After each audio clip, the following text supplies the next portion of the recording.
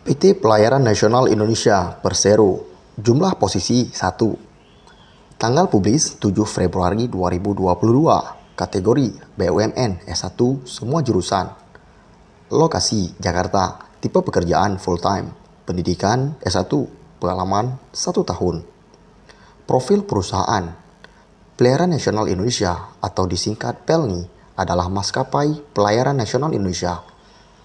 PELNI mengoperasikan sejumlah 28 unit kapal penumpang dengan kapasitas seluruhnya 36.913 penumpang dan 4 unit kapal barang.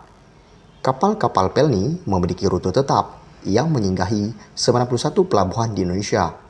3 unit kapal penumpang yaitu KM Kerinci, KM Willis, dan KFC Jetliner berfungsi sebagai kapal charter atau kapal cadangan bila ada kapal yang sedang didok. Kapal penumpang yang dimiliki terdiri dari 6 jenis, kapasitas 3.000 penumpang, kapasitas 2.000 penumpang, kapasitas 1.000 penumpang, dan kapasitas 5.000 penumpang, kapal ro-ro, dan 1 kapal feri. Saat ini, PELNI atau PT Pelayaran Nasional Indonesia mengadakan rekrutmen untuk 1 posisi, yaitu Sekretaris Direksi, kualifikasi umum, minimal pendidikan S1 semua jurusan, berasal dari lulusan universitas dengan akreditasi B atau predikat baik sekali dan memiliki IPK 3,0. Laki-laki atau wanita usia maksimal 27 tahun, belum menikah, diutamakan memiliki pengalaman sebagai sekretaris minimal 1 tahun, siap untuk segera bekerja, mempunyai kemampuan analisa dan komunikasi yang baik, berpenampilan menarik dan berwawasan luas, mampu menggunakan Microsoft Office. Status pegawai kontrak. Persyaratan khusus.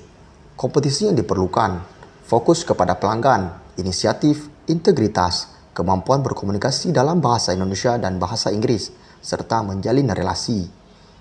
Memiliki keahlian dalam korespondensi, tata penyimpanan file, dan mengorganisir acara pertemuan bisnis, baik offline maupun virtual. Seluruh proses rekrutmen tidak dipungut biaya apapun serta tidak bekerja sama dengan travel agent manapun. Berhati-hatilah terhadap penipuan yang mengatasnamakan rekrutmen PT PELNI Persero.